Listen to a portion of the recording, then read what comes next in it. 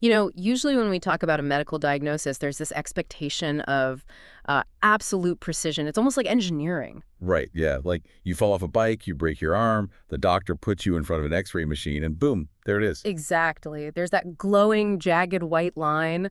The doctor just points a pen at it and says, there's the problem. It's incredibly binary. I mean, the bone is broken or the bone is intact. The visual evidence is immediate, it's undeniable, and it's just entirely contained in that single frame of reference. And I think we desperately want human success to function exactly like that X-ray. We want to look at a self-made billionaire or, an Olympic athlete standing on the podium, or even just a couple who's been wildly happy for 40 years. Oh, for sure. Yeah. We want to point to the single defining moment that made them who they are, like the one lucky break. Right. The one brilliant idea. Because it's a comforting delusion, honestly. Human beings, we crave visible, easily categorized things. If success is the result of one massive identifiable action, then it feels accessible. Yeah, it implies there's a secret to be uncovered or like a magic pill to be swallowed. Exactly.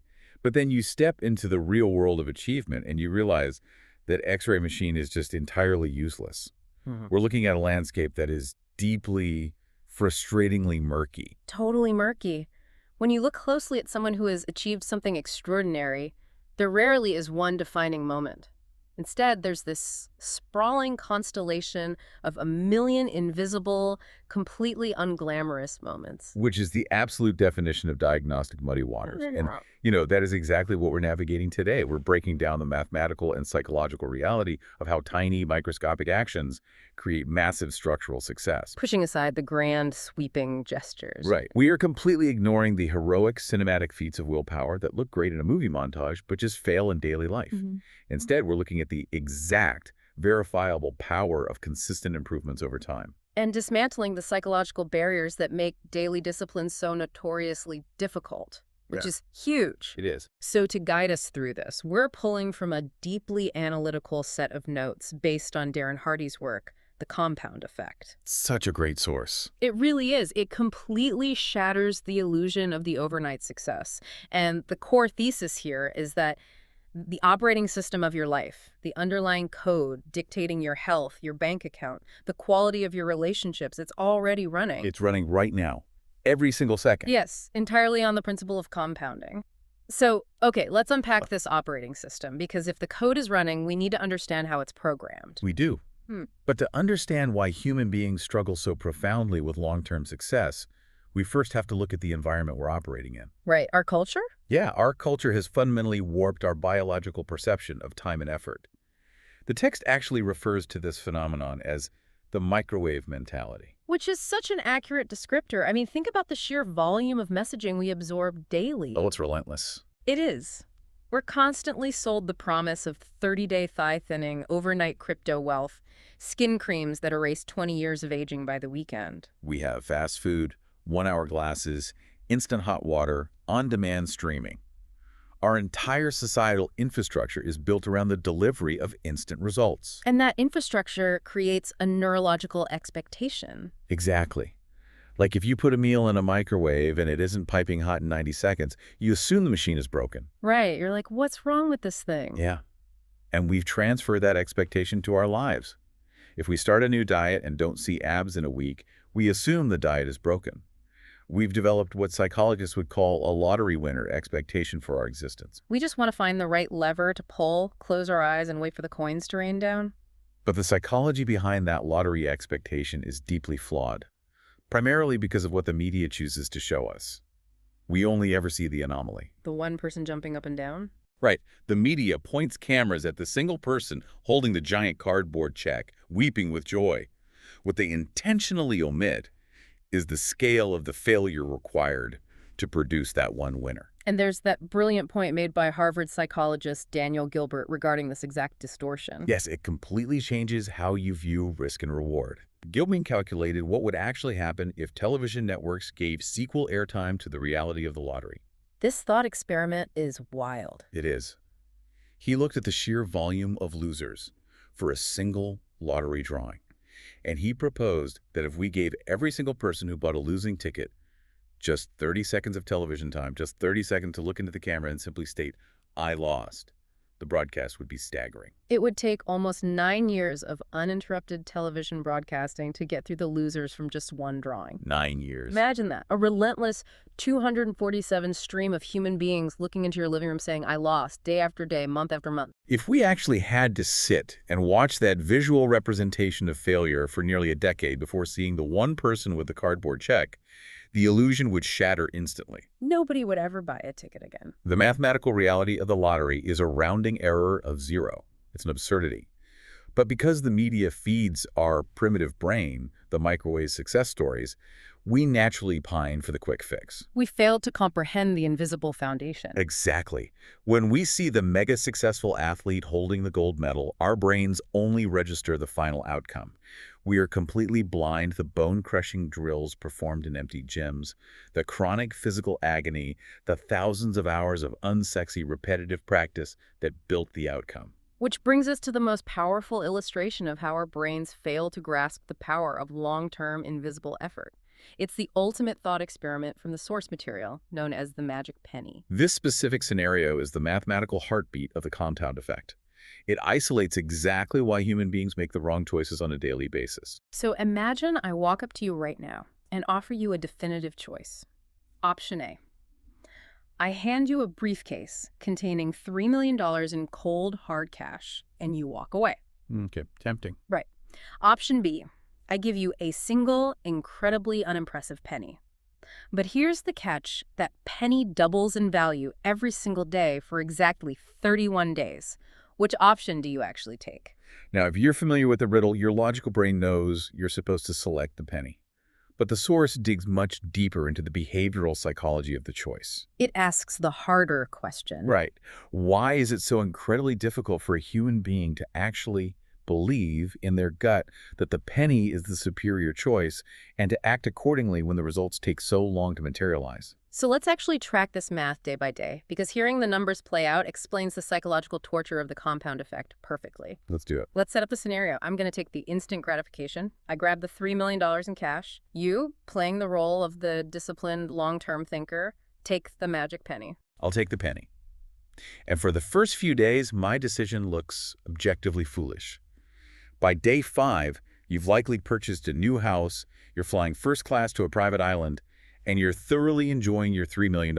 Oh, I'm having a great time. And I look at my compounding asset, and after 5 days of patience, I have exactly 16 cents. 16 cents. Yeah. It's practically nothing. I mean, I'm looking at you from a private jet, laughing at your discipline. But let's give it more time. Right, let's fast forward to day 20. We're now 2/3 of the way through the month. You've been waiting, letting the process work, trusting the math. What does your bank account look like?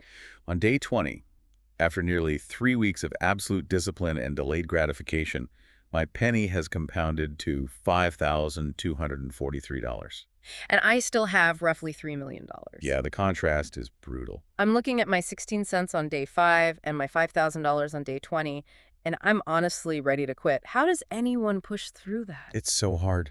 You've invested 20 days of effort, you're doing all the right things, adhering strictly to the process, and your results look utterly pathetic compared to my instant success. It's like going into your backyard, planting a tiny acorn, watering it meticulously, and then going out every morning to scream at the dirt because there isn't a massive 50-foot oak tree providing shade yet. Exactly. And that frustration is the exact reason most people abandon their goals. What's fascinating here is the deceptive nature of exponential growth. It's an invisible, creeping magic that only becomes visually apparent at the absolute end of the timeline. When most people have already quit. Precisely. The mathematical explosion, the massive payoff, happens exactly when the vast majority of people have thrown their hands up in despair. Let's examine the final days of the timeline to see why. Okay, day 29. On day 29, you are still sitting on your $3 million. I finally crossed the threshold into millionaire territory. My compounding penny has reached about $2.7 million. Wow. But after 29 days, I am still technically losing to you. You have 2 days left in the month and you are still behind. The temptation to believe you made the wrong choice must be overwhelming. But then the compounding curve turns completely vertical. On day 30, that $2.7 million doubles to $5.3 million. In a single day, I have finally overtaken you. Boo. And then the grand finale. On day 31, that $5.3 million doubles one last time. It reaches a staggering $10,737,418.24. Over $10 million. More than 3 times my instant cash payout. And all the actual visible progress happened in a 48-hour window at the very end of the month. This encapsulates the single most challenging aspect of compounding for human neurology to process. The incremental steps, in the moment they are taken, do not feel significant. Adding one single penny to another penny feels completely useless. Right, going for a 2-mile run on day 8 of a new fitness program feels useless because you step on the scale and you haven't lost a single ounce. Sitting down to practice a new language for 30 minutes feels useless because you still can't hold a basic conversation. The brain just demands immediate feedback. It does. But it is that invisible, silent compounding happening beneath the surface that eventually yields the $10 million outcome. So, having established the brutal, beautiful mathematics of compounding in a vacuum, we have to transition to reality. Yes, the real world. Because it's one thing to talk about doubling pennies, it's another to apply this law of physics to human behavior over a timeline of months and years. How does this actually look in the wild? Well, the source provides a brilliant narrative architecture to illustrate this, called The Tale of Three Friends. This narrative is crucial because it moves us away from dramatic extremes and grounds the concept in the mundane reality of everyday life. We have 3 hypothetical individuals, Larry, Scott, and Brad. These 3 grew up together, they live in the same middle-class neighborhood, and they start out at this specific point in time in the exact same place in life. Very average guys. Yep. They all make roughly $50,000 a year. They're all comfortably married, and they all have remarkably average health. Perhaps a little bit of what the source affectionately calls marriage flab. Just that extra 10 or 15 pounds that creeps up in your 30s. Exactly. For all intents and purposes, they're identical. They're the control group. Then the timeline begins, and they start making their choices. Let's look at Larry first. Larry is our baseline. He decides to change absolutely nothing about his life. He maintains his current trajectory. He does what he has always done. He's generally fine. He complains about his boss occasionally. He watches the news, but mostly his life is static. Then we have Scott. Scott is the individual who decides to consciously engage the compound effect in a positive direction. But he doesn't do anything radical. He doesn't quit his job or attempt to climb Mount Everest. He simply implements a few tiny, seemingly inconsequential changes to his daily routine. Right, like he decides to read just 10 pages of a high-quality instructional book every day. He swaps out the music on his commute and listens to 30 minutes of an educational podcast. And physically, he decides to cut just 125 calories from his daily diet. Let's pause on that 125 calories because we need to understand the scale of that choice. 125 calories is virtually nothing. It's essentially nothing. That's the equivalent of trading a single can of soda for a glass of sparkling water. It's using mustard on a sandwich instead of mayonnaise. He isn't going on a heroic starvation diet. He isn't eliminating entire food groups. He's making a microscopic adjustment that completely bypasses his brain's deprivation alarms. And physically, he adds a few thousand extra steps to his day. He walks an extra 10 minutes. It is entirely manageable. Anyone could do it without feeling overwhelmed. Now we pivot to Brad. Brad goes the opposite direction. And just like Scott, his choices are not dramatic. He doesn't start making massive, destructive life decisions. He just leans into tiny negative choices. Yeah. He purchases a massive new big screen TV so he can comfortably watch more television in the evenings. He starts watching the Food Network and decides to bake rich, cheesy casseroles a few times a week. And he adds just one extra alcoholic drink to his weekly routine to unwind. Again, nothing crazy. He's not spiraling out of control. He's just enjoying his life a little bit more, indulging in a little extra comfort. So the choices are made, and the clock starts ticking. Let's jump ahead to month 5. What do we actually see when we look at Larry, Scott, and Brad? We see the psychological trap of the rounding error of 0. Yes, at 5 months, there are 0 perceivable differences among the 3 men. If you were to evaluate their careers, their marriages, or put them on a medical scale, the differences would be so microscopic they'd literally be written off as a rounding error. They look the same. They feel the same. Let's push it further. Let's go to 10 months. Nearly a year of daily choices. At 10 months, the result is identical. The naked eye cannot detect a single difference in their physical appearance or their life circumstances. And this right here is the danger zone. This is the equivalent of day 20 with the magic penny. Scott has spent 10 solid months denying himself mayonnaise, reading educational books and walking extra miles. And Brad has spent 10 months eating cheesy casseroles and enjoying his massive television. And after 10 months, they look identical. If you're Scott, the logical part of your brain is screaming, why am I doing this? The diet isn't working. The books aren't making me rich. I should just be eating the casserole with Brad. Scott only persists because he understands the underlying math of the magic penny. Yeah. He knows the divergence doesn't become measurable immediately. It takes time. The text points out that it isn't until about month 18 that you start to see very subtle differences. By month 25, the gap is visible. But it is at month 31, which is the human behavioral equivalent of day 31 for the penny, that the change becomes startling and undeniable. The mathematics behind month 31 are staggering when you actually map them out. Month 31 is roughly 940 days. Let's calculate Scott's physical changes. Okay, Scott has been quietly cutting 125 calories a day for 940 days.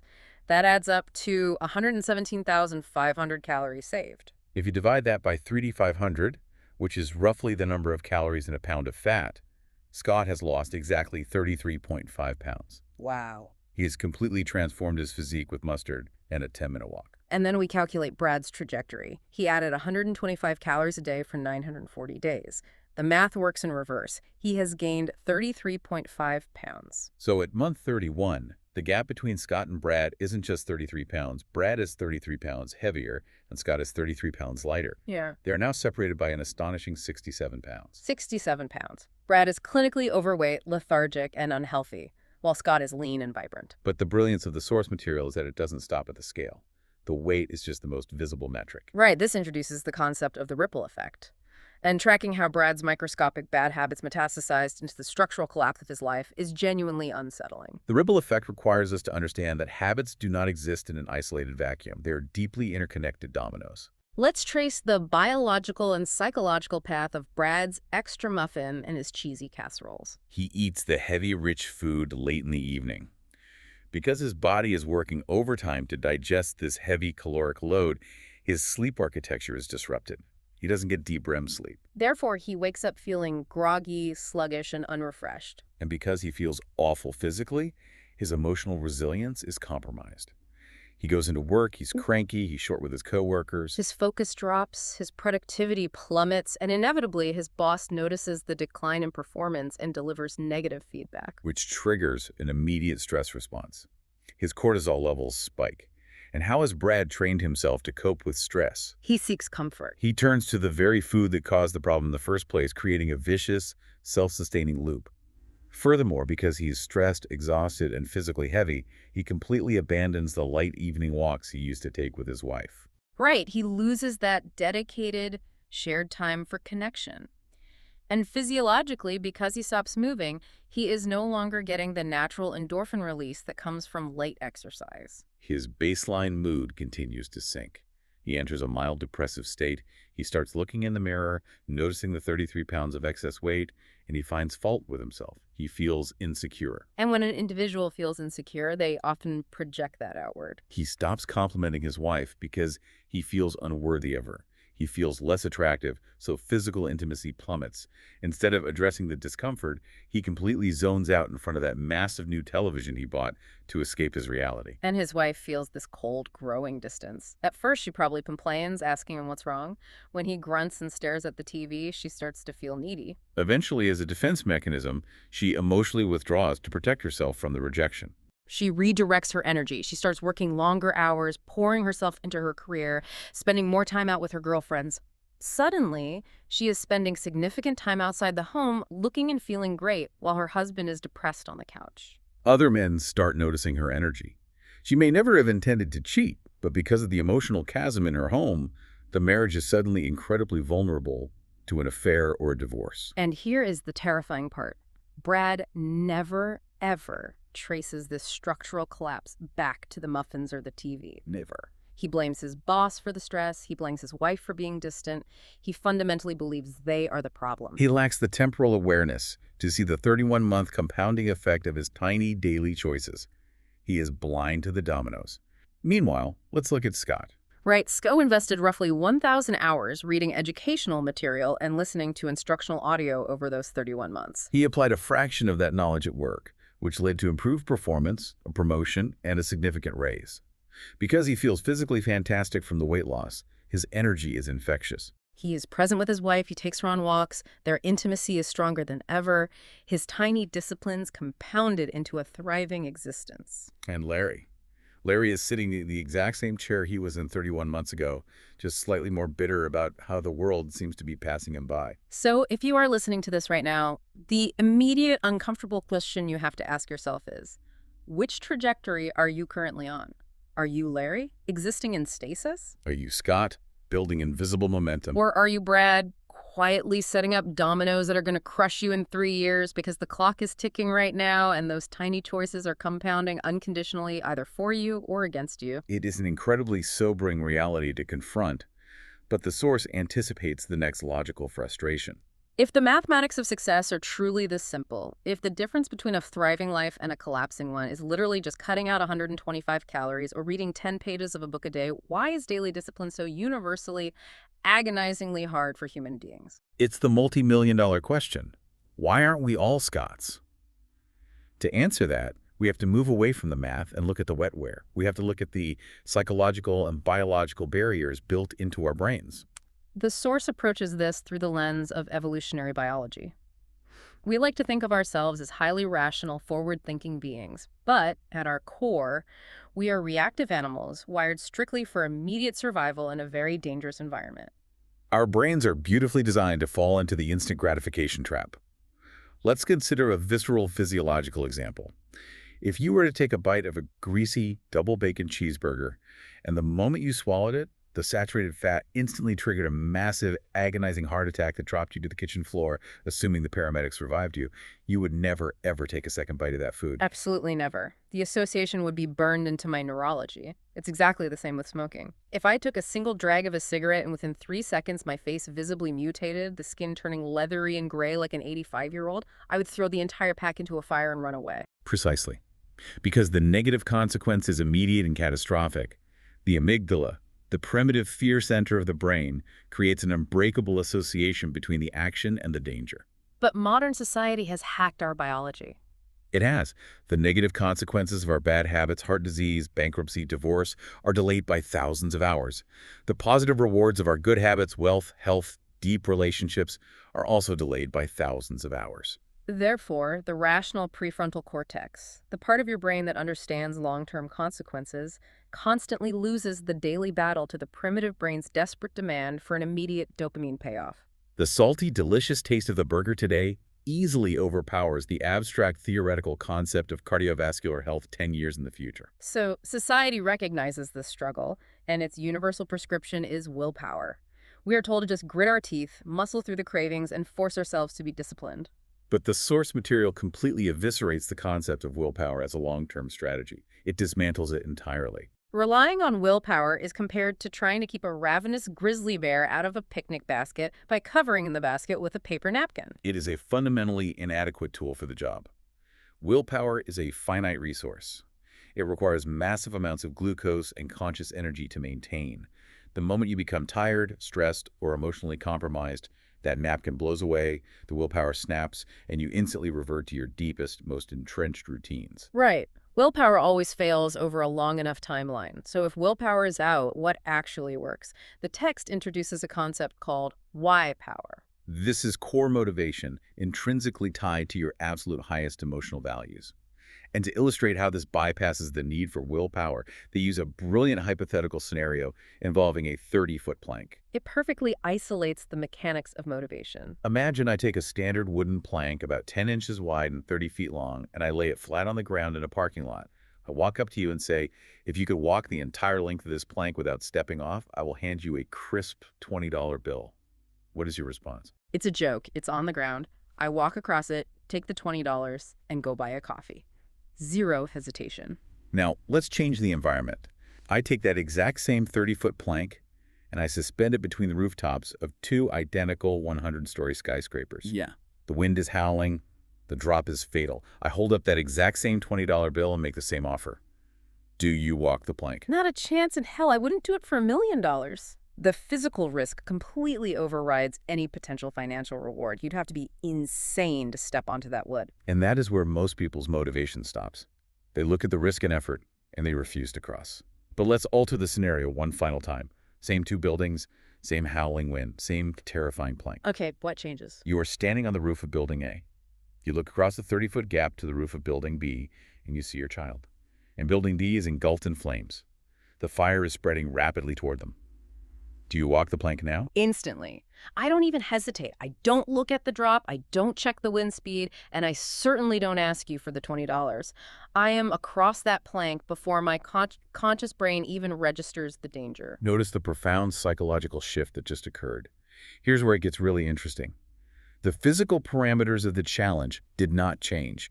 The plank was still 10 inches wide. The 100-story fatal drop was still there. The objective risk of falling did not decrease by a single percentage point. The only thing that changed was your why. When the underlying reason is massive enough, the how, the risk, the effort, the fear become entirely irrelevant. You will perform almost any act, endure almost any hardship, and manufacture infinite discipline if your why power is fully engaged. That is a staggering realization. But what if your life doesn't consist of rescuing children from burning buildings every day? What if you just want to build a business or get in shape? The source makes a deeply fascinating counterintuitive point here. It suggests that your fight, your core sustaining motivation, doesn't actually have to be fueled by noble, angelic, or positive emotions. In fact, some of the most powerful why power comes from what we might consider dark or petty fuel.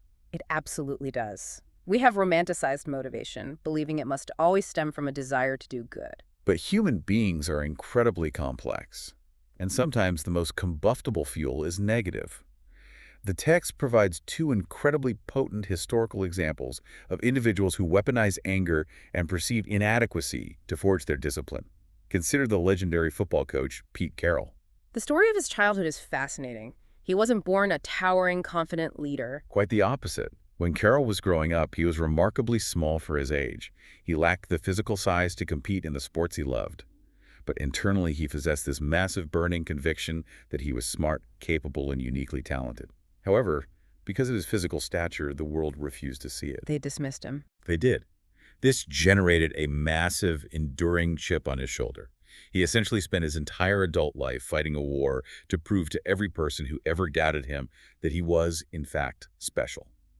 That underlying, slightly spiteful fight forged the relentless discipline that resulted in one of the most successful coaching careers in modern history. And then there is the example of Sir Anthony Hopkins. We think of him as this refined, absolute master of the acting craft, an Academy Award winner. But the text notes that his origin story was defined by profound rejection. As a child, he was shackled with labels by the educational system. He struggled with what we would now recognize as dyslexia and ADHD, but at the time, those were not understood. He was simply labeled a problem child, slow and difficult. He was marginalized by the adults in his life. He felt deeply rejected, isolated, depressed, and ultimately profoundly resentful of a society that explicitly told him she had no future and no value. But instead of letting that crush him, he used it. He took that intense, burning anger and resentment and essentially weaponized it. He channeled every single ounce of fury at those belittling labels into mastering the absolute hardest craft he could find, acting. He used a profoundly negative, dark emotion to power the daily, grueling discipline required to become a global icon. He basically acted his way out of his own rage and built a deeply philanthropic and successful life in the process. If we connect this to the bigger picture, what this tells us is that sometimes deliberately declaring an enemy is the exact psychological trigger required to sustain daily discipline. You don't have to fight for world peace. You can hate injustice, you can hate ignorance, you can hate the feeling of being broke, or you can even hate the competitor who condescendingly told you that you would never amount to anything. If visualizing their face is what gets you to walk the plank between the buildings every single morning when the alarm goes off, use it. The emulator doesn't care what kind of fuel you put in it as long as it burns hot. Yes, you have to find the fuel. But once you have that why, that burning core motivation, you still have to take control of the steering wheel. And that requires moving into perhaps the most uncomfortable concept in the entire source material. It demands a brutal, uncompromising level of self-honesty regarding your current reality. You have to take absolute 100% responsibility for your life. This is where most people violently reject the methodology, because it strips away every single comforting excuse we use to protect our egos. The text introduces this via the 1000 rule. It recounts a story of the author attending an early personal development seminar. The instructor stands before the audience and asks a deceptively simple question. What percentage of shared responsibility do you have in making a relationship work? Which feels like a trap. I know my immediate instinct is to say 50-50. It's a partnership, right? We meet in Yeah. the middle. Maybe if I'm feeling generous, I say 51-49. You always hear about people giving 80-20 when their partner's down. That is the standard societal programming. We view relationships as a transaction. But the instructor walks up to the whiteboard and writes a giant, unmistakable 100 on the board. He tells the audience that you have to take 100% responsibility for the relationship with zero expectation of receiving anything in return. 1,000. Now, I have to push back on that because that sounds like a guaranteed recipe for getting completely taken advantage of, especially if you are in a toxic or abusive relationship. Does taking 100% responsibility mean you just become a doormat and accept terrible behavior? That is a critical distinction. Taking 100% responsibility does not mean accepting abuse, nor does it mean that you are at fault for everything that happens to you. It means you take 100% ownership of your response to everything that happens to you. Ah, If someone treats you terribly, taking 100% responsibility means acknowledging that you have the power to draw a boundary, seek counseling, or leave the relationship entirely. It eliminates the paralyzing state of victimhood. If you blame the traffic for making you late to work, you're giving an inanimate line of cars control over your professional reputation. taking 100% responsibility means admitting I was late because I didn't leave a 30-minute buffer for potential traffic. Exactly. If you blame your spouse's bad mood for ruining your evening, you are a victim. Taking responsibility means saying, I am allowing their emotional state to dictate my own. It's about hoarding your own power. You never give away the locus of control. And the source gives two vivid, deeply practical examples of how taking 100% responsibility actually manifests in real life. It all comes down to the mechanics of tracking. You have to measure the reality of your choices. Let's look at the first example, which directly applies the 1,000 rule to a failing marriage, the Thanksgiving journal. This is a remarkable demonstration of how tracking alters human perception. A man comes to the author, bitterly complaining about his wife. He is listing all her flaws, how she nags him, how distant they are. He is firmly entrenched in victimhood, believing his unhappiness is entirely her fault. The author challenges him to an experiment. He tells the man to buy a small, secret journal. And for one entire year, every single day, he must write down at least one specific thing he appreciates about his wife. It didn't have to be massive romantic gestures. It could be noticing that she made his favorite meal, or the way she patiently helped their child with homework, or even just the way she looked in a certain dress. He just had to find one positive thing and document it. And he commits to the process. For 365 days, he tracks her positive traits. When the next Thanksgiving arrives, he wraps the journal and gives it to her as a gift. As she reads through a year of his private, daily observations of her goodness, she is predictably moved to tears. It is a beautiful moment. But the true psychological transformation was not in her receiving the gift. The transformation occurred inside the husband while he was writing it. Exactly, because the act of tracking physically altered how his brain interacted with reality. There is a part of the brain called the reticular activating system, which acts as a filter. If you decide you want to buy a red Honda, suddenly you see red Hondas everywhere on the highway. By forcing himself to write down one good thing a day, he programmed his reticular activating system to aggressively scan his environment for evidence of his wife's positive qualities. It completely short-circuited his habit of criticism.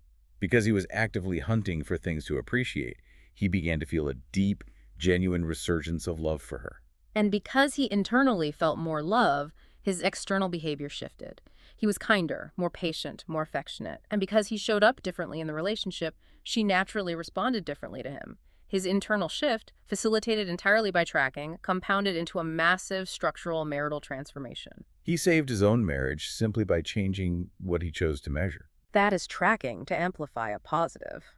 But tracking is equally devastating when used to expose a negative habit that we have allowed to remain unconscious. This brings us to the money trap story. This story centers on the author himself during his 20s. He was a young, highly successful real estate agent making enormous sums of money. But he was hemorrhaging cash just as fast as he was making it, living a lavish lifestyle. He finally sits down with a senior accountant for a financial review, and the accountant delivers a brutal reality check. He informs the author that he owes over $100,000 in back taxes, and worse, he doesn't have the liquid cash to pay it. The author is stunned. He asks the accountant how this is possible given his massive income, and the accountant tells him point blank that he is digging his own financial grave with his wallet. He refuses to give him complex financial advice. Instead, he issues a bizarrely simple directive. He orders the author to carry a tiny physical notepad in his back pocket, and for the next 30 days, he must write down every single penny he spends. The parameters were absolute. He wasn't just tracking the big dinners or the car payments. If he stopped at a gas station and put 50 cents of air into his tires, he had to physically pull out the notepad, write down the date, and record the 50 cents. And the friction of that process is where the magic lies. It wasn't about the 50 cents. It was about forcing the brain to pause before executing a habitual action. The sheer annoyance of having to pull out the notepad and document the purchase made him actively resist buying things he didn't need. It dragged his entirely unconscious spending habits out into the harsh light of conscious awareness. Which brings us to the terrifying mathematics of wasted money. This is where the concept of tracking loops perfectly back to the math of the magic penny. People inherently believe that small daily expenses do not impact their long-term financial structure. Let's brutally calculate the true, compounded cost of a seemingly innocent habit. A $4 a day premium coffee habit. That's actually a tough pill to swallow because I always justify that $4 as my mental health tax for the day. It's my tiny reward. It doesn't register in my brain that I'm robbing my future self. It's just $4. And that is exactly how the brain rationalizes it. Most people perform a very simple linear calculation. They say $4 a day, roughly 5 days a week for work. That's about $20 a week. Over a year, that's roughly $1,000. And they conclude, okay, spending $1,000 a year for my daily joy is a perfectly acceptable trade-off. Right. That sounds reasonable. But that is linear math. It ignores the law of compounding. If you took that exact same $4 a day and instead of consuming it, you invested it in a standard index fund yielding an 8% return and let it compound over 20 years, that innocent coffee habit actually cost you $51,833. $51,833. You are literally drinking the equivalent of a fully loaded Mercedes-Benz over 20 years. Precisely. Because of the mathematical law of compound interest, every single dollar you spend on a depreciating asset today is essentially reaching into the future and taking $5 out of your own pocket. When you understand that math, it changes your relationship with commerce. When you walk into an electronics store and see a gadget for $50, you can no longer view it as a $50 purchase. You have to ask yourself, is the immediate dopamine hit of this gadget worth sacrificing $250 to my future self in 20 years? If the honest answer is no, you put the item back on the shelf. The opportunity cost is staggering. So practically speaking, how do you apply this? We aren't all going to track every breath we take. You apply it surgically. You identify the one area of your life where you are currently losing the battle. Diet, spending, time management, alcohol consumption.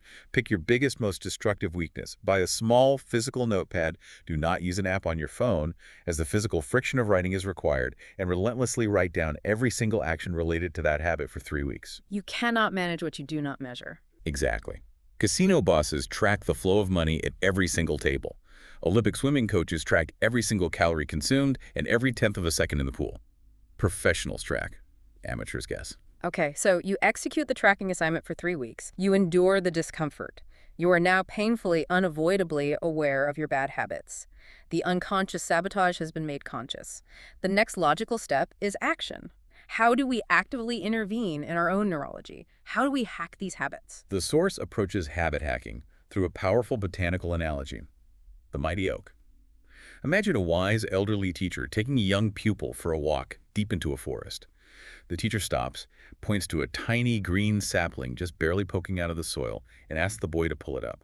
The boy reaches down and easily plucks it out with his thumb and forefinger. Simple enough. They continue walking. Next, the teacher points to a knee-high tree that has been growing for a few months. The boy grabs it with both hands, yanks hard, the roots tear, and it comes out of the ground.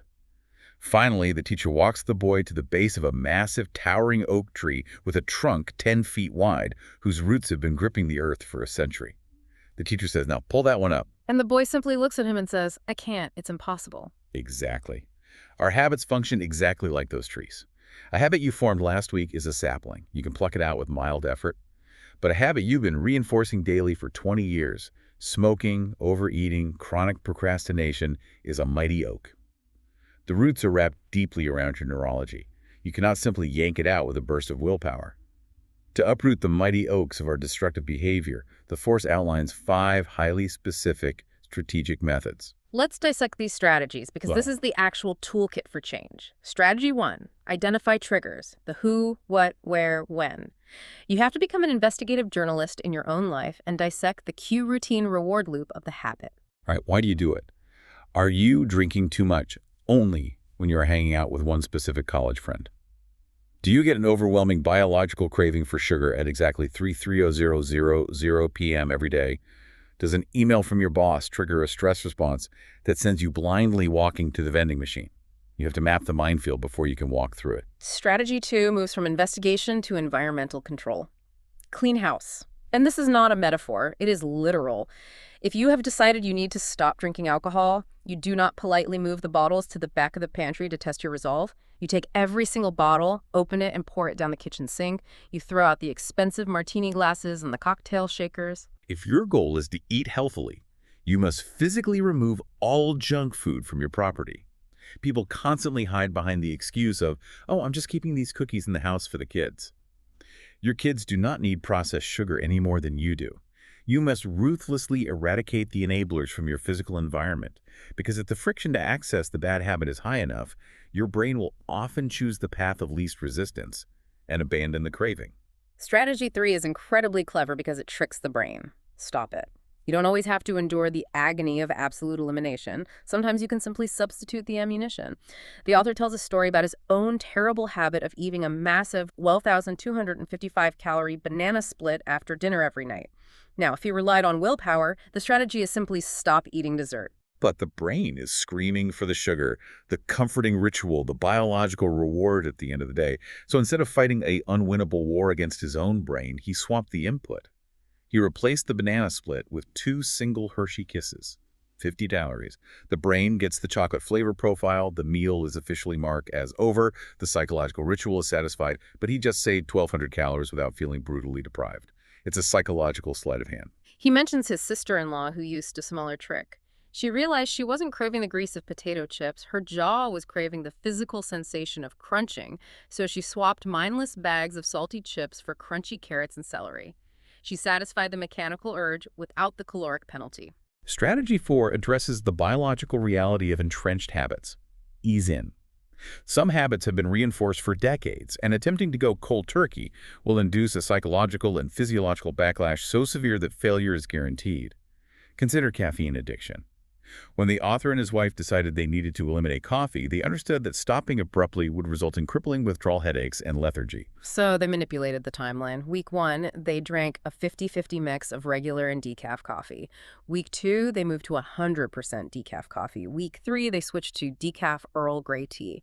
Week 4, decaf green tea. It took an entire month to execute, but by stepping down the dosage incrementally, they bypassed the body's alarm system and suffered 0 withdrawal symptoms. But then, interestingly, we have strategy 5, which is the exact opposite. Jump in. We have to debate this, because when should someone ease in versus when should they jump in? The expert in the text contrasts the gentle coffee weaning story with the clinical approach of Dr. Dean Ornish. Dr. Ornish treats patients with severe advanced heart disease. He doesn't tell them to eat 1 less burger a week. He forces them to drop all their bad health habits at once.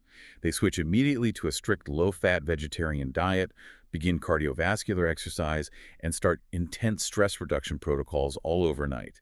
And this radical all-at-once approach actually reverses their heart disease. The determination of whether to ease in or jump in depends entirely on the psychological makeup of the individual and the severity of the consequence.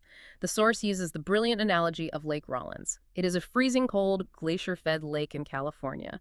If you attempt to wade into that water inch by inch, the prolonged exposure to the freezing temperature is agonizing. Every step is torture, and most people turn back before the water reaches their waist. For many people, the only successful strategy is to sprint down the dock and hurl themselves into the deep end. The initial physiological shock is violently brutal, but the body realizes there is no escape. It rapidly achieves homeostasis, and within moments, you are swimming comfortably. You must audit your own psychology. Are you a toe dipper who needs gradual adjustment, or are you a jumper who will only succeed if you burn the boats and commit entirely? Okay, so we've used these strategies to uproot the mighty oaks of our bad habits. We have cleared the soil. But nature abhors a vacuum. How do we plant the good habits and ensure they take root? This raises an important question. How long does it actually take to make a new positive habit permanent? We hear a lot of pop psychology myths regarding this timeline. Right, the most famous one is the 21 days rule. Everyone says if you do something for 21 days, it's locked in forever. It is a vast oversimplification. The source points to neurological research stating that it actually takes roughly 300 instances of positive reinforcement to turn a new conscious action into an unconscious automated practice. Biologically, what you are doing is building a neurosignature, or a brain groove. Every time you repeat the action, the brain wraps a substance called myelin around that specific neural pathway, insulating it and making the signal travel faster and with less effort. However, 3 weeks, roughly 21 days of diligent, unbroken daily focus is the absolute critical benchmark required to establish the initial foundation of that pathway. And to ensure you survive those first 3 weeks without quitting, the text offers a brilliant psychological framework called the add-in principle. It leverages the story of Montel Williams and his battle with multiple sclerosis. To manage his disease, his diet must be incredibly strict and highly specific. But instead of focusing his mental energy on deprivation, endlessly obsessing over the fried foods and sweets he cannot eat, which creates a miserable state of longing, he flips the script. He focuses entirely on addition. It is a profound shift in focus. He wakes up and thinks, today I get to consume a massive, nutrient-dense salad and beautiful steamed vegetables and fresh figs. He intentionally overloads his plate and fills his stomach with such an immense volume of the healthy required foods that there is literally no physical room and absolutely no biological hunger left for the bad stuff. You do not fight the bad habits directly, you simply crowd them out by overflowing your daily life with the good habits until the bad ones starve to death from lack of attention. That is incredibly practical, and there are external tactics you can employ to force compliance during those 3 weeks. One is PDA, public display of accountability. You essentially weaponize peer pressure. You announce to everyone on your social media that you are quitting smoking or running a marathon. You put your ego on the line so that the pain of public humiliation outweighs the pain of the discipline. You can also enlist a success buddy. You find a peak performance partner, someone who is equally committed to growth, and you establish a strict protocol where you check in with each other every Friday for 20 minutes to ruthlessly review your weekly wins and losses. You cannot hide your failures from a peer. Furthermore, you can leverage the innate human drive for competition. The text details a corporate case study where a company simply handed out cheap pedometers to its employees to track their daily steps. Suddenly, individuals who had never exercised a day in their lives were walking 5 miles a day, pacing the asphalt parking lot during their lunch breaks, and insisting on taking their conference calls while walking around the building. Why this sudden explosion of fitness? Because their daily step count was posted on a highly visible public leaderboard in the office. But the truly revealing part of that story is what happened next.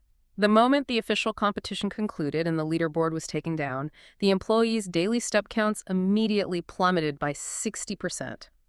It is a hilarious and slightly depressing proof of how powerfully gamification, status anxiety, and friendly rivalry can be manipulated to sustain a difficult habit. So let's synthesize where we are. When you align your radical self-honesty, your relentless daily tracking, and your newly hacked neurological habits, and you execute them consistently, you unlock the absolute holy grail of the compound effect. You unlock momentum. Big Mo. The source material refers to Big Mo as the single most powerful force in the realm of success. When Big Mo shows up, everything changes. Momentum is essentially the application of Newton's first law of motion to human behavior. Objects at rest tend to stay at rest. Objects in motion tend to stay in motion. Building momentum from a standstill requires a massive, disproportionate expenditure of energy. Think of the launch of a space shuttle. The shuttle burns more rocket fuel in the first few terrifying minutes of launch, just trying to break the invisible, crushing pull of the Earth's gravity than it uses during the entire remainder of its trip in orbit. The initial push is agonizing. It's the exact same physics as pushing a heavy playground merry-go-round when you were a kid.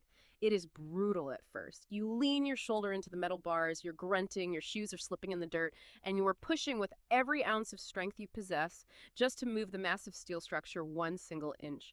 But as it starts to rotate, the resistance decreases. You jog alongside it, pushing faster, and eventually, once it is spinning at high speed, you can stand back and keep it rotating effortlessly with just a light, periodic tap of your hand. That phenomenon is momentum.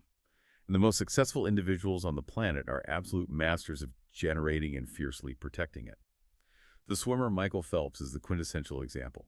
Phelps and his coach, Bob Bowman, engineered such a relentless, unbroken routine over a 12-year period that Phelps generated massive, unstoppable momentum heading into the Beijing Olympics. To illustrate the level of discipline required to maintain that momentum, consider this. In those entire 12 years of training, Bowman allowed Phelps to leave the pool early exactly one time, and it was to attend a middle school dance. That level of pathological consistency built an athletic force that could not be stopped. Or look at the corporate world. Apple's launch of the iPod. We culturally remember it as an overnight, world-changing sensation. But the financial data tells a very different story of the compound effect. In 2001 and 2002, following the launch, Apple's revenue growth was actually negative. They were pushing the merry-go-round and getting nowhere. In 2003, they finally hit 18% growth. In 2004, they pushed it to 33%. And then, in 2005, Big Mo arrived. Growth skyrocketed to an astonishing 68%. They finally broke the gravitational pull of the market, and that momentum propelled them to dominate the global economy. But the critical warning regarding momentum is how incredibly fragile it is. It takes years to build, and it can be destroyed in an afternoon. To illustrate this vulnerability, the source uses a physical metaphor that every listener needs to permanently burn into their subconscious: the hand pump. I genuinely love the hand pump metaphor. It perfectly, painfully explains why so many intelligent, capable people fail just inches before they succeed. Picture a dry, dusty field. In the middle of the field is an old-fashioned cast iron water well with a heavy hand lever. The water exists, but it is trapped deep, deep underground in the water table. To pull the water to the surface, you must rapidly pump the lever up and down to create a vacuum inside the iron pipe. Most people approach a new goal highly motivated. They grab the lever and pump furiously. Sweat is pouring down their face, their muscles are burning. But after 5 solid minutes of exhausting effort, absolutely nothing comes out of the spout, not a single drop. And this is exactly the phase where Richard from the text fails. Richard is the guy who gets highly motivated on January 1st. He decides to go from 0 exercise to working out intensely for 2 hours a day, 5 days a week. He pumps the lever like a madman for 3 weeks. He looks in the mirror, sees 0 definition in his abs, feels exhausted, and utterly gives up. He quits. What Richard, and everyone who quits early, fails to realize is the invisible progress occurring beneath the surface. While he was pumping and seeing nothing, the water was actually steadily rising up the dark pipe. If he had just continued pumping for a few more days, eventually, a few sputtering drops would have appeared at the spout. And if he persisted just a little bit longer past the drops, a full, steady, heavy stream of water would have begun flowing out. And here is the absolute magic of the hand pump. Once that heavy stream of water is flowing out of the spout, the momentum is established, the vacuum is secure. You no longer have to pump the lever furiously. You can relax. You just have to stand there and give the lever a gentle, consistent push every few seconds, and the water will continue to gush indefinitely. The physical effort required drops by 90%, but the results remain at 100%. But here is the fatal, catastrophic mistake that destroys people. What happens if you get the water flowing, you feel successful, you get comfortable, and you decide to let go of the lever entirely just to take a short break? The vacuum immediately breaks, and the water doesn't just pause in the pipe. The entire column of water crashes all the way back down the pipe, hundreds of feet, resting back in the water table deep underground. Exactly. You did not just lose a little bit of progress, you lost all of the momentum. If you decide you want water again after your break, you cannot just tap the lever gently. A gentle tap does nothing.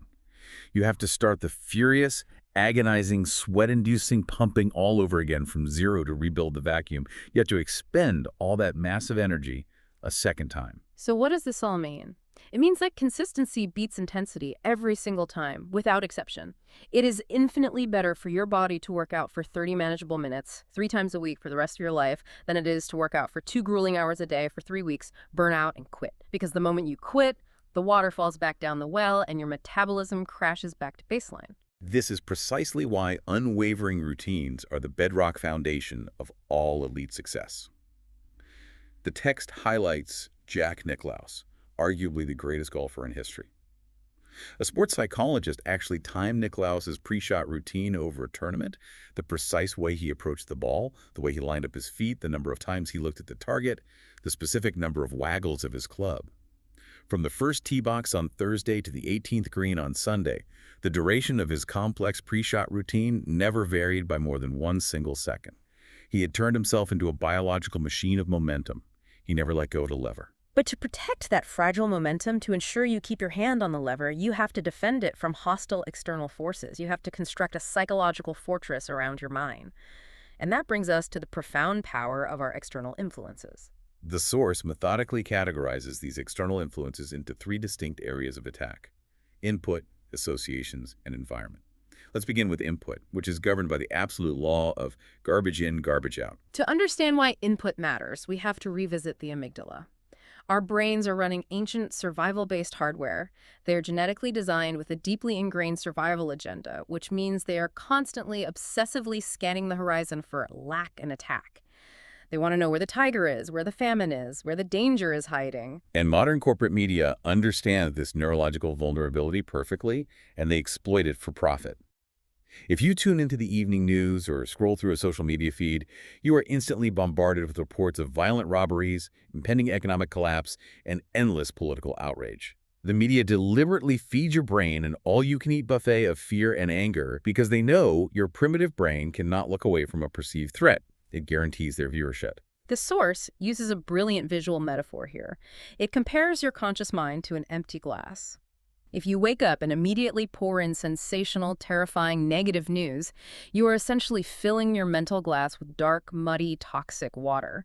Therefore, every single action you take that day, every creative thought you try to have, every interaction with your spouse is filtered through that mud. You inherently feel more anxious, more stressed, and deeply pessimistic about the world, completely unaware that you manually poisoned your own water supply.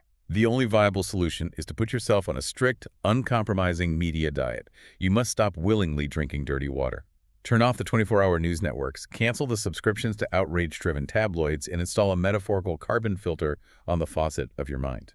And we need to be explicitly clear here because this can be misinterpreted. The source material is not advising you to abandon your civic duty, to remain ignorant of the world, or to endorse one political viewpoint over another.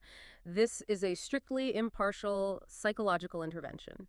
Consuming a daily diet of synthesized outrage is objectively terrible for your brain's cognitive performance and your emotional stability, regardless of whether it is left-wing outrage or right-wing outrage. The brain's stress response doesn't care about your politics. Cortisol is cortisol. This is about ruthlessly protecting your ability to focus on your own goals. Once you turn off the toxic input, you must replace it with clean water. Instead of listening to the news during your commute, the Force advocates for enrolling in what it calls Drive Time U. This borrows a concept from Brian Tracy. The average working professional drives roughly 12,000 miles a year. That equates to roughly 300 hours of potential learning time trapped inside a metal box. If you utilize that time to listen to instructional audiobooks, language tapes, and high-level podcasts, you can literally acquire the intellectual equivalent of a PhD in leadership, sales, or wealth building over a few years simply by redeeming the dead time of your commute. Okay, so you have filtered your media input, but filtering media is relatively easy. You just push a button. The much harder influence to filter out is the actual human beings standing in front of you. Which brings us to associations. There is a famous, terrifying rule articulated by the philosopher Jim Rohn. You are the exact combined average of the 5 people you spend the most time with. It is an incredibly confronting metric if you take a hard, honest look at your inner circle. Sociological research suggests that your primary reference group determines up to 95% of your ultimate success or failure in life. And the mechanism of this influence is insidious. Your friends do not violently shove you in a specific direction. They subtly, continuously nudge you through the process of emotional contagion and normalized behavior. If you consistently go to lunch with coworkers who endlessly complain about the economy, mock ambition, and order greasy food, you will eventually begin to complain, lower your own ambition, and order the fries. It is a biological inevitability of human pack behavior. Because your brain wants to belong to the tribe, so it mirrors the tribe's actions. To combat this, the source suggests dividing your social network into 3 strategic categories. First, and most painfully, are the dissociations. You have to find the courage to brutally, permanently cut toxic, chronically negative people out of your life. People who constantly drain your energy and mock your goals have to go. Then we have limited associations. This is a much more nuanced skill. You have to learn the distinct difference between a 3-minute friend and a 3-day friend. Yes. You might have a neighbor who is deeply pessimistic, but generally a nice person. You can safely chat with them over the fence about the weather for exactly 3 minutes without absorbing their worldview. But if you spend 3 hours with them at a barbecue, their negativity will begin to seep into your neurology. You must clinically limit your exposure to individuals based entirely on the quality of their influence. And finally, to pull your average up, you must focus on expanded associations. You cannot just cut people out. You have to actively, aggressively hunt down mentors and peak performance partners. You have to find the people whose casual walking pace is your all-out running pace and figure out how to spend time around them. Which logically extends into the third and final category of influence, environment. It's not just the humans you associate with, it is the physical geographic space you inhabit. The architecture of your surroundings dictates the architecture of your thoughts. There is a fantastic story the author shares about his own early ambition. When he was young and hungry, he would regularly drive his car across the bridge into Tuberon, which is this incredibly affluent, stunningly beautiful area in Marin County, California. He couldn't afford to live there, but he would drive there, park his car by the water, and just sit and stare up at this specific, massive, blue, multi-million-dollar house hanging precariously off the cliff face. He didn't do it with jealousy. He did it to let the reality of that environment soak into his brain. He let the physical existence of that house expand his internal blueprint of what was possible. He expanded his ambition to match the environment. And the incredible payoff of the story is that years later, after doing the grueling daily work of the compound effect, he actually tracked down and purchased that exact blue house on the cliff. The underlying lesson there is profound, and it applies to every aspect of life. You ultimately get in life exactly what you tolerate. If you tolerate a chaotic, messy desk, you will inevitably possess a disorganized, scattered mind. If you tolerate people showing up late and disrespecting your time, they will continue to steal your time. If you tolerate an uninspiring, cramped environment, your dreams and your ambitions will physically shrink to fit the dimensions of that room. You must curate your environment as aggressively as you curate your diet. Okay, let's take a breath and look at the architecture we've built. We have tracked our calories and pennies. We have hacked our neurological habits. We have the hand pump of momentum flowing steadily. We have built a fortress around our minds, filtering out dirty water and toxic friends. You are doing everything right. So how do we take all of this baseline success and multiply it? How do we hit the accelerator and separate ourselves from everyone else who is also trying hard? You accelerate and you multiply your results entirely based on the actions you choose to take after you hit the wall. Hitting the wall. Every distance runner, every commission-based salesperson, every exhausted parent knows exactly what this feeling is.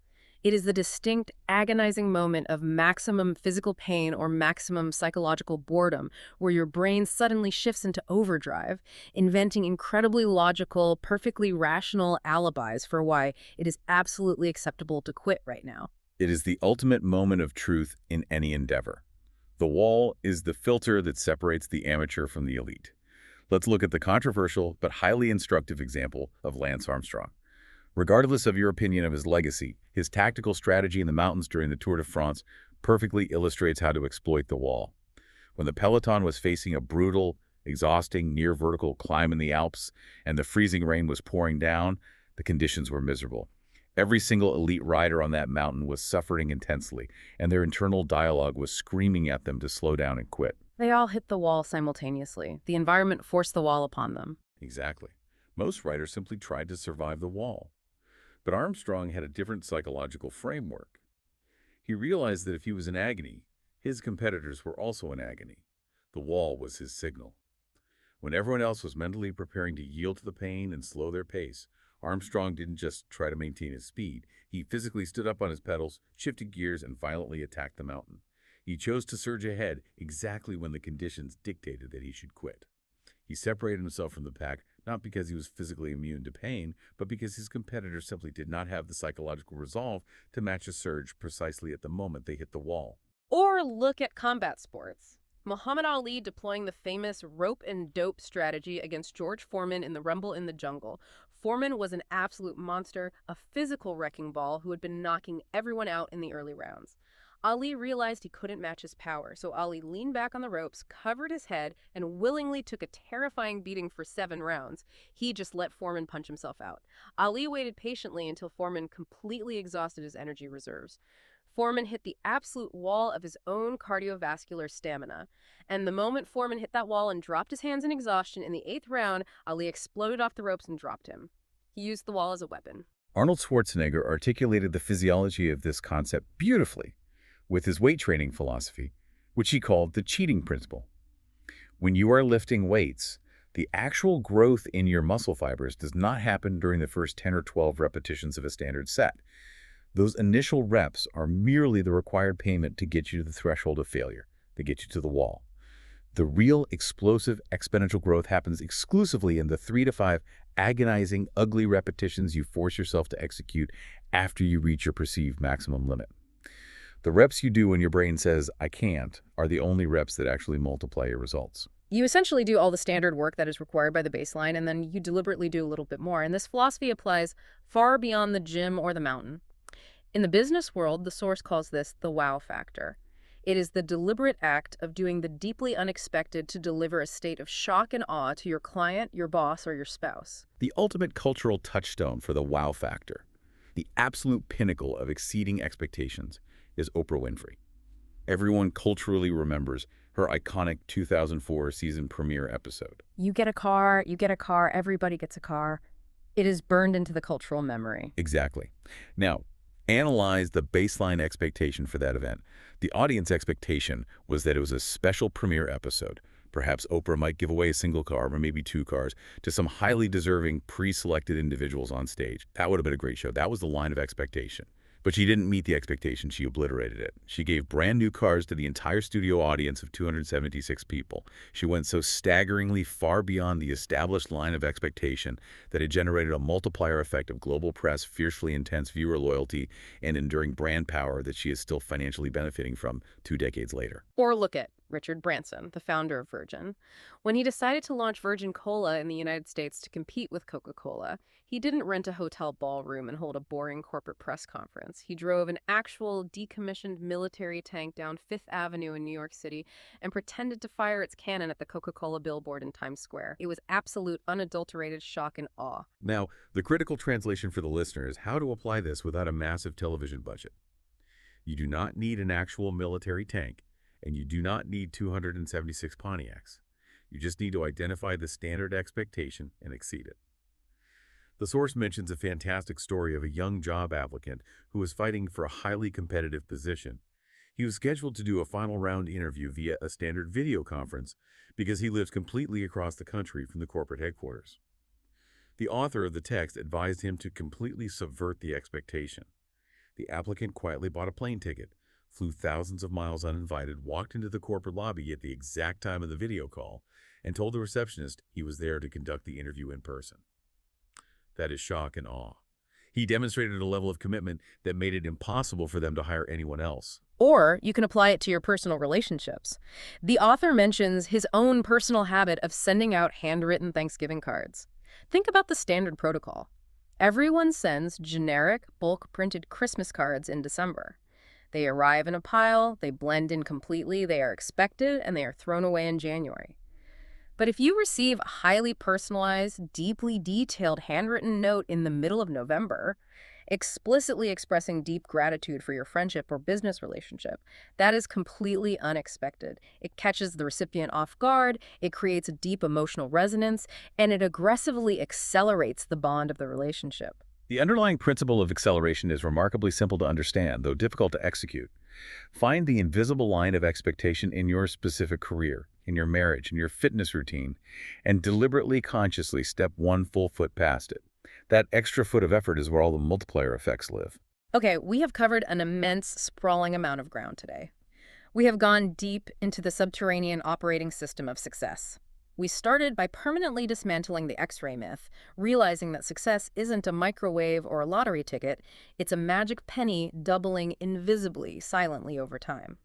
We learned that success is a heavy iron hand pump that requires furious, exhausting initial effort, followed by unbroken, permanent consistency. We calculated the terrifying long-term mathematics of 125-calorie difference and a $4 cup of coffee over 31 months. We identified our evolutionary biological vulnerability to instant gratification, and we learned how to counter the primitive amygdala with the overwhelming why power of walking the plank between 2 burning buildings. We learned that we must track every single penny and every single calorie to drag our unconscious sabotage into the harsh light of reality. We discussed how to uproot the mighty oak trees of our deeply entrenched bad habits, and we learned how to ruthlessly protect our minds from the muddy, dirty water of the modern media cycle. And finally, we learned that true acceleration only happens when we decide to attack the mountain precisely at the moment when it hurts the most. But before we sign off, I want to leave you with one final, deeply provocative thought, inspired by the concluding chapters of the source text. Please, what is the final piece of the puzzle? Throughout this entire deep dive, we have talked almost exclusively about how the mechanics of the compound effect work to build your personal success. We focused on your health, your wealth, your momentum, your habits. But what happens if you take this absolute mathematical law of the universe and you intentionally apply it outward? What if you actively chose to compound someone else's success? The source makes a profound psychological observation. Giving your energy, time, or resources to elevate others creates a psychological ripple effect that ultimately makes you the biggest beneficiary. Wow. By compounding their success, you reinforce your own architecture. Exactly.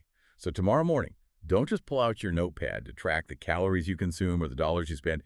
Keep the notepad in your pocket and use it to track how many tiny, seemingly microscopic actions you take to actively elevate the people in your environment. Track how many times you offer a genuine, specific compliment to a stressed coworker. Track how many times you give a glowing referral for a small business. Track how many times you simply hold a door open or bite your tongue instead of offering a criticism to your partner. Because if we have proven today that a single, worthless penny can mathematically double into $10 million in just 31 days, I want you to imagine what a daily compounded act of unprompted, radical generosity could do to the environment around you over the course of a lifetime. Bringing it all the way back to the X-ray we talked about at the very beginning of the hour. You are not going to see the jagged white line of your success on an X-ray today or tomorrow or next month. The picture is going to remain frustratingly murky. The progress will feel invisible, but the math of the universe is absolute. Trust the penny. Keep your hand on the lever. Keep pumping and keep the water flowing. Thank you for joining us on this deep dive into the architecture of achievement. Keep compounding.